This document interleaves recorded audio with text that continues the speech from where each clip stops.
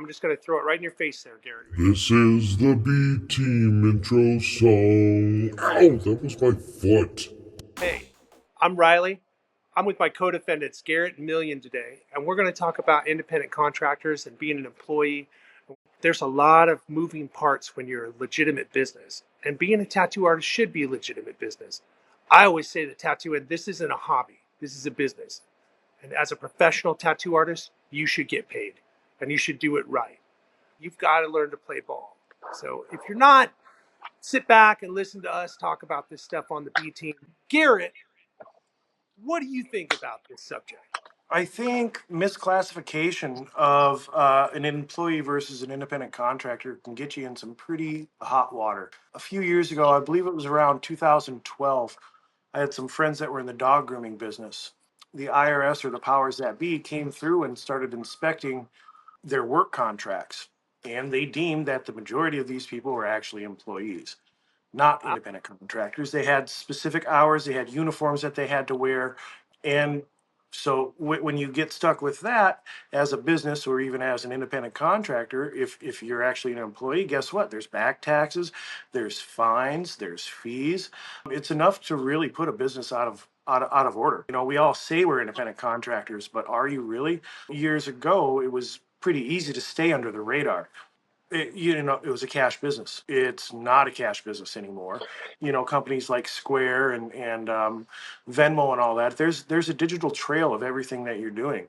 So grow up and it's time to be responsible. But I mean, It as a can't. disclaimer, none of us are, while we are definitely business owners, definitely doing this work, none of this should be construed as legal or financial advice. Oh, Um, absolutely but not. No, we're just small just business just owners doing the just to best we can. say that, yeah, we're exercising all the stuff that we're saying. We're actually doing this stuff, and yeah, it really comes down to interpretation from the IRS and the Yeah, state tax commission on how yeah. they interpret it. So I've you got to check your state rules and just get a financial professional. Even though there are guidelines in each state and each state has its own independent contractor laws, there's kind of a fluidity to it. Garrett, you had a list of things that were hard and fast, or so you would speculate as hard and fast rules. And when I was a regular tattooer, I remember seeing that and being like, I was thinking about it differently. So to address that, you can find this online if you look employee versus independent contractor. There's a few varying ones out there, but typically it's about 10 questions, 10 deciding factors. For one, if your work schedule is set by the studio, or if you make your own hours, assuming you determine your own schedule, who you're working on, when you're working on them, that's going to give you the freedom to work anytime and technically anywhere. Another factor would be like your responsibilities and your duties. If you're there to mop the floor and you have a specific duty that Riley is telling you to do, other than do a good tattoo, you might be an employee. But if you show up and you're just there to do your job, do it your way, which is your tattoo, your design, the way it is, that leans on the independent contractor side. If you have a direct supervisor, a boss that dictates your entire job, you might be an employee. But most of us, we have full autonomy. So I don't want any artist to have the false illusion that, like, well, I'm an independent contractor and you can't tell me when to be here and when not to. Yes, yes, we Yes. can very much dictate that in the contract, the outlining Yep. of what it is. And same thing, like, I'm not contradicting you or anything, but it's like mopping the floor. I don't know about your guys' state, but in our state, the state has standards and laws, and we have to have a clean floor and a clean bathroom and clean stuff. We have to have Yep. sanitary and safe equipment. That is not the responsibility of me. That's the law that's put on the artist. So there's a universal standard in tattooing.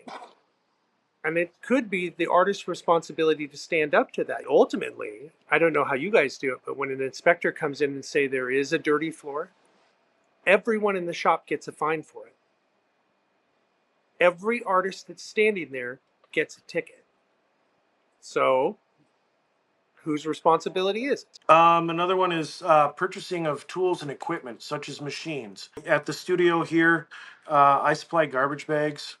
and some of the disposables, but essentially, your machine and your needles and stuff like that. If the studio is supplying all of those, it can get kind of a gray area. That's why I take the percentage that I take. I take a small percentage because I don't supply those things. Another one is, employee benefits, of course. Tattooers responsible for their own taxes. And I guess, my goal is to just educate people about this. Do your research on that. Just make sure you're not being misclassified. I guess make sure, if you're questioning whether for your safety as an independent contractor, I know nobody wants to sign contracts, but it wouldn't be a terrible thing to have it defined for you. I love contracts. Yeah. And the cool thing about contracts is that we don't have to guess as to what the interpretation is. Yep. And another cool thing about contracts as an independent contractor is they're subject to change. You could simply just say, I don't like that contract, get me another one. And if they Yeah. go, we don't want to do that, you go, bye, Exactly. bye. So I'll see you later. I want all the people that work for me. I love all the people that work for me, and I want them to have a good life and a good job and have a safe place to work. I know people that have had shops that they had contractors that they weren't treating fairly and that they were abusing and that they were taking advantage of. And they did fall into the line of employees. And BOLA came in and there were reparations made and they moved forward and fines and levies and all of the above. So if you are a shop owner and you're playing that game, shame on you, you Yeah. know. And if you're an artist that doesn't know that's happening to you, find out. But I would never lose sight of the reality that, that symbiotic relationship between tattooer and company. If you're a tattooer artist and you're not proud of where you're working, you need to go. You need to go find someplace else to be. At our shop, I try so hard to get them to understand this is your company. You're running. Yes, it's inside this brand, and we're, facilitating between advertising and the space and access to equipment and then just being around other artists to help push you on. You're not going to get any of this by yourself in a private studio. You will suffer. I think we all see that quite often. Our A team guys suffer, the B team guys suffer, the new or old, it doesn't matter who you are. It is No. rough to be on your own in a studio, and your growth gets stunted, and you second guess, and you just get lonely. You Yeah. know, Yeah. I'm a big believer in the team method of tattooing. We all get ahead, we all get fed. We're all gonna level up. If you've got one or two people that poison in the well that want to taint that with putting out bad mojo, if you will, in the shop, I think those contracts should be renegotiated or release them from their contract. If you're an artist and you're working in a regular tattoo studio and you're paying a percentage or a rent or whatever, and you're thinking that you want that independent studio, I think that's just kind of in your head.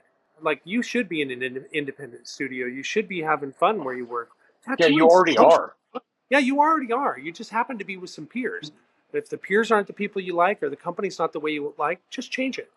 The culture of tattooing is changing for sure, and I I think that the stakes are higher than they've ever been. When you're an independent contractor now, that credit score means more than anything.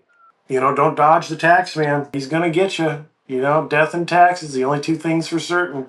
As an independent contractor, to kind of bounce back on that, that's one of the perks of being an independent contractor. You get the write offs, not the studio. The other thing is too is like if somebody is listening to this, understand that the tax codes are different in every single state, and they change often. It goes back to what I keep telling everybody all the time. You are a fucking tattooer. You're not a tax professional. Go hire somebody that does it. You Absolutely. can't stay Yeah. on top. Have you seen how thick those books are? Hire Get a somebody bookkeeper. else to do the shit that you are, even if you think you're good, you've always filed your own taxes. Nope. Don't No, do it get anymore. someone to do it. If you're filing your taxes online through Intuit, I'm telling you guys, you're doing it wrong. So that's why you get a tax professional is to find out, to cover that deficit. It sounds ridiculous, like oh, what you need a PS5 to tattoo. Sometimes, absolutely, I do.